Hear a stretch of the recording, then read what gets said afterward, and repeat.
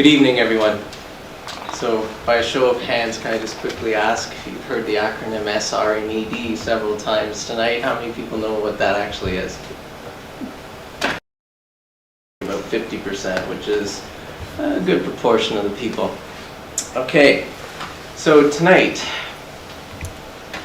what I want to talk about is I'm going to give an overview of the actual federal program, SR&ED, and I'll just explain what that acronym stands for in a second. And then the other aspect of what I want to talk about is that there's forces of change at play today, more so with this program than we've seen in the past. And there's three areas that I'll probably talk to you about. Some will resonate more with you now than they will when you hear about things in the upcoming federal budget, which a date has not yet been set, but I'm going to give you a perspective on some of our guesses as to what could change with respect to this program. Okay, so let's just talk about the benefits of SHRED for a second. So first off, the acronym, Scientific Research and Experimental Development, SR&ED, or what I like to also say, SHRED. So if I just give a quick example and to really drive home the benefits of what these programs are, I'm going to focus on Ontario and Quebec, but I will acknowledge right up front that the other provinces have tax credits. If you want details on those, I can share them with you on the breaks. But just take an example of $100,000. If you spend it on the right type of qualifying activities, paying for the right type of science people involved in the actual activities that you are doing in your company that qualify as SHRED, look at the benefits you get, both in Ontario and Quebec. And so what I've tried to do is just say that on your actual spend of $100,000, really the company in Ontario, when you look at the federal and Ontario refundable programs, you're only actually spending $33,000 or so. In Quebec, the number is even better. The slide's not meant to demonstrate that Ontario is better or actually lacking as compared to Quebec. It's more to demonstrate the power of the benefits that are there if you really look at it. And the other aspect of the power of these benefits that I wanted to share was the fact that really this is financing available to you, but it doesn't dilute ownership of the company. So at a high level, I just want to say that if you were to maximize your spend on SR&ED in Ontario and Quebec for that matter, I've estimated that you can get about $1 million of funding through these types of programs if you maximize your spend.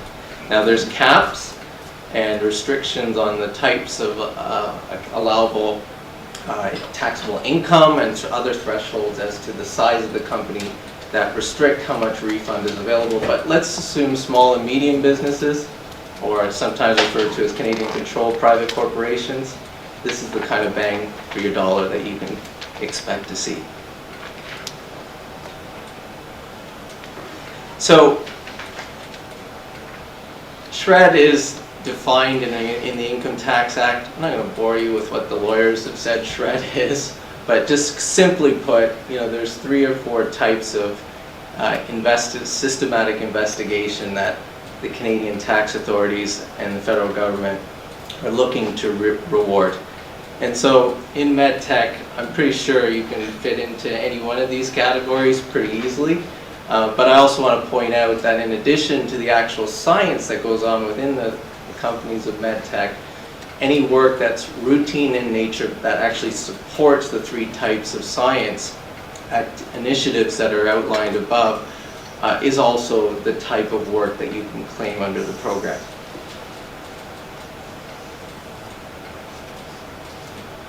So when you look at what the tax authorities are after when they look at a submission for SR&ED, they want you to be able to demonstrate that what you're doing has an aspect of uncertainty from a science or technological point of view. You need to be able to demonstrate that what you're doing will lead to some sort of advancement of your knowledge or the company's knowledge.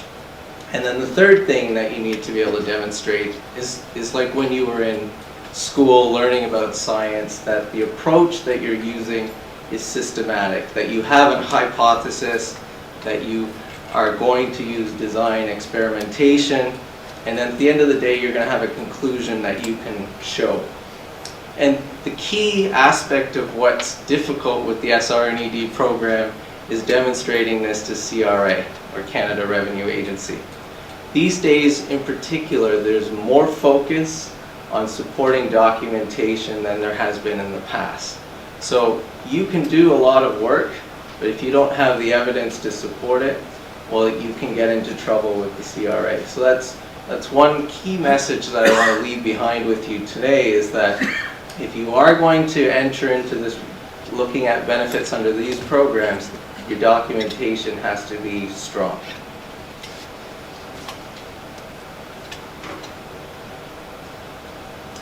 The types of costs, I'm sure some of you have been familiar with these, but just quickly I just want to highlight that really we're looking at salaries, and that seems to be one of the largest expenses on most of the claims I look at. And really you're looking at salaries of technical people. Routine staff members are not the type of people that you get eligibility issues, or eligibility granted for. So the key is that they're looking to reward science, technological uncertainty, as we showed in the previous slide. But one of the other aspects that I wanted to share with you is look at the breadth of the types of costs that are there. So the Canadian system is looking to reward not just labor, but there are other costs that they'll acknowledge as being part of your expenditures that you can get a tax credit on. And one that I thought I'd just point out, because I think it'll be relevant later in the actual presentation, is the last one, incremental overhead. So there's two ways of doing it. Quickly, you can specifically identify all the overhead that's directly related and incremental to your SR&ED process within the company, or they give you a shortcut method, which is called the proxy. And the proxy is related to the salaries that you claim. So effectively, if you're able to demonstrate that you have directly engaged employees, the government will allow you, rather than picking out each individual cost item from your profit and loss statement as being an overhead expense, what they'll say is take 65% of your labor. And so it's a shortcut method. So just to quickly recap, the example on the first slide that I showed you, there, the focus of that slide was really the credit called the Ontario Innovation Tax Credit, which is numbered the 10% credit. It is refundable if you are a certain size and certain taxable income. But there is an additional credit that I wanted to point out on this slide, which is the Ontario Business Research Institute Tax Credit. This is a incentive that the Ontario government has put in place so that if you're working with eligible research institutes in Ontario, such as universities or hospitals, they want to give you a bigger bang for your buck, so they'll give you a 20% credit. And they don't want you to spend too much, so they cap it, but you're allowed to get as much as $4 million under this program. The Quebec credits, again, just quick frame of reference, you can see that percentage-wise, they seem larger than what we just saw for Ontario. But one thing I want to point out is that these credits are more focused on labor, whereas the 2 slides ago I showed you all the variety of expend. For Ontario, the breadth of expenditures that you can claim as SR&ED are much higher. So one way of looking at it or remembering it is that Quebec seems to reward labor costs more than they do the other expenses that you incur in your SR&ED process. So, and the one other point with Quebec is that I just want to point out, Ontario rewards you if you have basically a presence in Ontario, where Quebec, if you do work with contractors in the province of Quebec and it's related to your SR&ED, you can actually get a claim at 50% of the amounts. And that's why you see the unrelated contractors at 8.75%. And similar to the Ontario Business Research Institute tax credit that I mentioned in the case of Ontario, which was the 20% refundable, Quebec also rewards you for doing work with with Quebec research institutes and other specialized entities in Quebec, and they give you a 35% credit there as well. So again, just to recap where we are today, there is definitely a good bang for your buck in terms of why SR&ED is an important part of the financing that the Canadian government does in terms of supporting innovation in the country. However, we've got forces of change. Some would call these the black clouds are coming. Others look at it and say there are aspects of what's coming that's very positive. So 3 areas that I'm going to touch upon, and I'm looking for time, right? Okay. There was a panel commissioned, and we'll talk about that in a second, the Jenkins report. Anybody heard of that? Okay, good. So that was a pretty significant event that happened just in the fall of last year.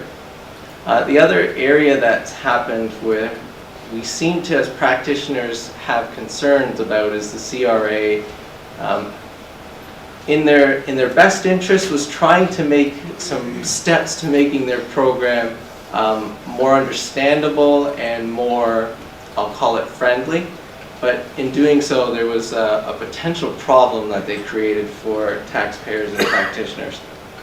And then the third area I'm going to touch upon is a recent report by the Ombudsman, which, again, practitioners and taxpayers were looking forward to this report with anticipation over some areas of focus, but I'll talk to what actually happened in that interesting report.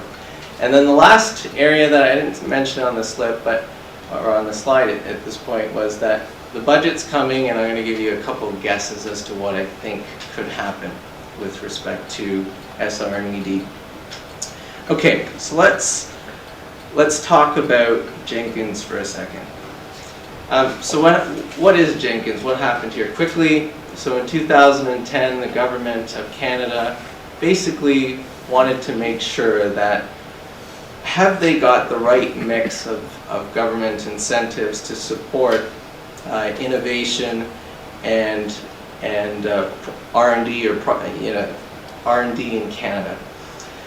So they put together a panel of both leaders from business and academia, and really the goal was to understand why Canada was lagging behind in innovation as compared to its peers, and more particular, what it was focused on as well is why is our labor productivity lower than other countries, in particular the United States.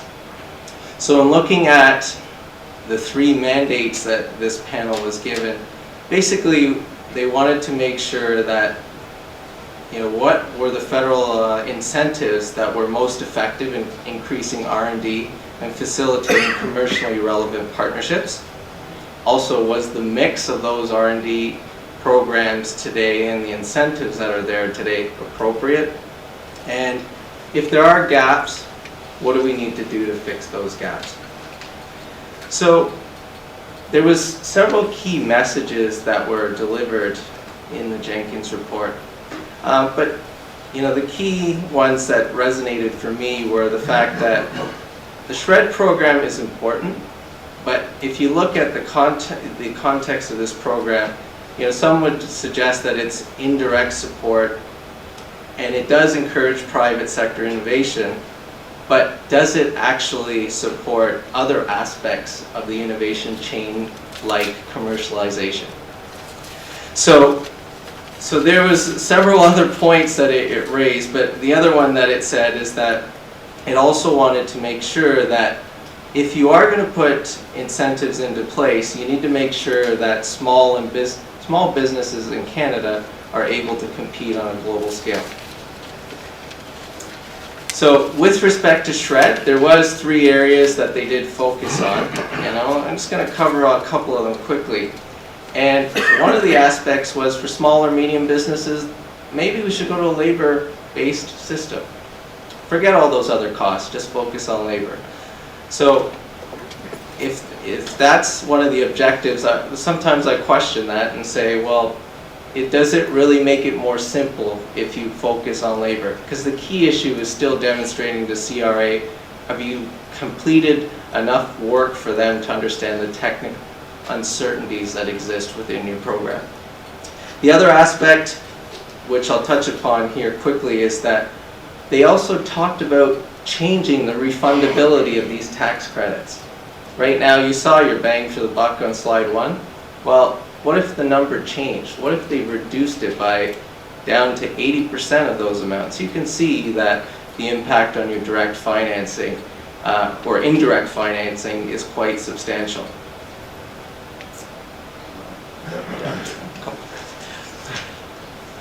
The other key point was the CRA consolidation project was another aspect of what's happened in the program. And again, so CRA is really trying to come up with a more simple way to show you where their policies are to review and get information about this program, and then be able to file the required forms. By putting all their stuff in one spot, they were trying to come up with the right mix of information, but in doing one disservice, I think what they did is they put forth a paper in 2011 June, and in that they excluded some key information about eligibility. And when they did that, the concern that taxpayers and practitioners had is that that broad set of definitions of what technological uncertainty is was reduced to a very narrow view. So that was one concern we had raised with them, and specifically had cited information that eventually it looks like they are backing away from this, but we are seeing differences in practice today that suggest that some parts of the CRA's administration may be not online with all the aspects across the country. So there are some differences. So those two, you have Jenkins suggesting different types of initiatives and what could change within the program. You have CRA coming up with consolidation of their policy. Well, what we also found was this inconsistency across the country in how the CRA was applying the rules for SR&ED led to situations where we have very similar facts for two claims. One gets submitted in this part of the country, the other gets submitted in this part. This claim gets denied, this claim gets accepted. You ask them for an explanation of why the difference is there, and you're not able to get it. So we were hoping that the Ombudsman's report would be something that would raise awareness of this inconsistency. However, it actually turned out that the Ombudsman looked at the complaints that were put forth and has actually said that the CRA is doing fine. They can continue on their merry way, and the onus is on the taxpayer and, of course, their advisors to understand what the SR&ED program is all about. And we need to be able to understand how to get to the right answer for the CRA to accept your claims. So the Ombudsman report was not as helpful as what we wanted to see. And so I think I'm close to my time change. So I'll wrap up by saying, the bang for your buck is there, but some guesses as to what could happen in the budget. Again, the date's not announced. If the proxy rate changes on labor, you can see that a 15% decrease in your eligible expenditures is a sizable impact to both your federal and provincial R&D credits. We think that the Jenkins report, some aspects of those recommendations will be accepted. Whether it's the labor-based claims, that's to be seen. Where we possibly expect some changes is in the reduction in refundable SR&ED credits. I'm hoping that they don't go to a full reduction, but maybe some sort of graduated scale out is a possibility where, after X number of years, if you are able to demonstrate that you have profits, maybe you don't have to pay it back. But if you're not able to demonstrate profits, you may at some point have to pay it back as one possible angle that could come. So in wrapping up, I just wanted to say first off, thanks. I appreciate the time today, but more importantly, the SR&ED program is a very important part of Canada's support for innovation and R&D. And so I'm hoping today's session was at least helpful for you to understand why we think it's very important.